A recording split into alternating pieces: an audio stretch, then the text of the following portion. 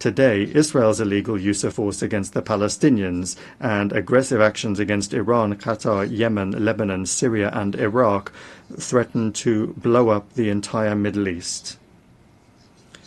Russia firmly condemned the attack by Hamas militants on Israeli civilians on the 7th of October 2023. However, there is no justification for the brutal killings of the civilian population of Palestine or for terrorist attacks. There is also no justification for the collective punishment of Palestinians in the Gaza Strip, where Palestinian children are dying from bombing and starvation. Hospitals and schools are being destroyed, and hundreds of thousands of people are being left without shelter. There is no justification for plans to annex the West Bank.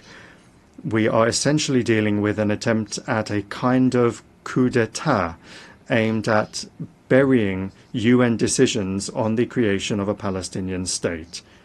Recently, a number of Western governments announced their recognition of the State of Palestine. Moreover, they announced their intention to do so several months ago. The question then arises, why did they wait so long? It seems that they had hoped that soon, by the time the General Assembly session was convened, there would be nothing and no one left to recognize. The situation requires urgent action to prevent such a scenario, which was strongly advocated by the participants at the high-level international conference on Palestine. The strikes on Iranian facilities under IAEA safeguards deserve condemnation, as do the strikes on the capital of Qatar at a time when negotiations with Hamas were being held there with the participation of American mediators, among others. Yesterday, in the Security Council, the West rejected a rational proposal by China and Russia to extend the 2015 agreement on Iran's nuclear program in order to allow time for diplomacy. This has finally exposed the West's policy of sabotaging the pursuit of constructive solutions in the UN Security Council and its desire to extract unilateral concessions from Tehran through blackmail and pressure.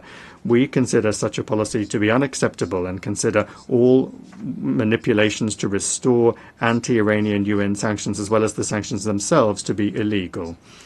The West is not accustomed to observing the principle of non-interference in internal affairs. The color revolutions have become a sad phenomenon of our time, and illegal unilateral sanctions have long since become the main tool of Western diplomacy. As President Vladimir Putin has repeatedly emphasized, Russia has been and remains open to negotiations on eliminating the root causes of the conflict. Russia's security and its vital interests must be reliably guaranteed. The rights of Russians and Russian-speaking people in the territories that remain under the control of the Kyiv regime must be restored in full. On this basis, we are ready to discuss security guarantees for Ukraine. So far, neither Kyiv nor its European sponsors seem to realize the gravity of the situation or to be willing to negotiate honestly. The North Atlantic Alliance continues to expand right up to our borders, contrary to assurances given to Soviet leaders to advance not a single inch to the east. Contrary to the commitments made by NATO members at the OSCE to respect the principles of the indivisibility of security and not to strengthen their own security at the expense of others and not to strive for dominance. We repeatedly propose that NATO capitals respect their commitments and agree on legally binding security guarantees. Our proposals in 2008 and the subsequent ones, including in December 2021, have been ignored and continue to be ignored to this day. Moreover, threats of the use of force against Russia are increasingly being made. Russia is being accused of almost planning to attack the North Atlantic Alliance and the European Union countries. President Putin has repeatedly debunked these provocations. Russia has never had and does not have any such intentions. However, any aggression against my country will be met with a decisive response.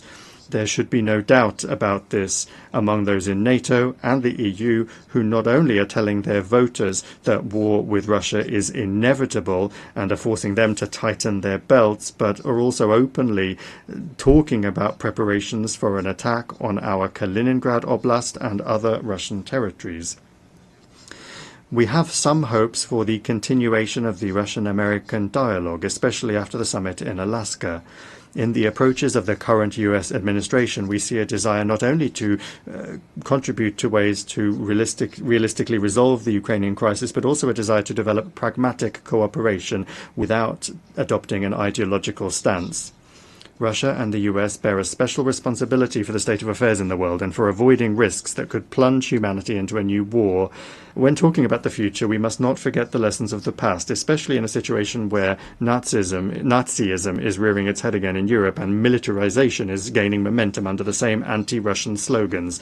This is all the more alarming given that a number of politicians in power in Brussels and in some capitals of EU and NATO countries are seriously beginning to talk about a third world war as a likely scenario. These figures are undermining any efforts to find a fair balance of interests among all of the members of the international community by trying to impose their unilateral approaches on everyone else in gross violation of the key charter requirement, which I have repeatedly mentioned already, that is the respect for the sovereign equality of states. It is this equality which is the foundation for the objectively emerging multipolarity. Russia is not agitating for revolution against anyone. Our country has suffered more than others from revolutions. We are simply calling on member states and the Secretariat's leadership to strictly adhere to all of the principles of the UN Charter without exception, without double standards. Only then will the legacy of the founding fathers of the UN not be squandered in vain. Thank you for your attention.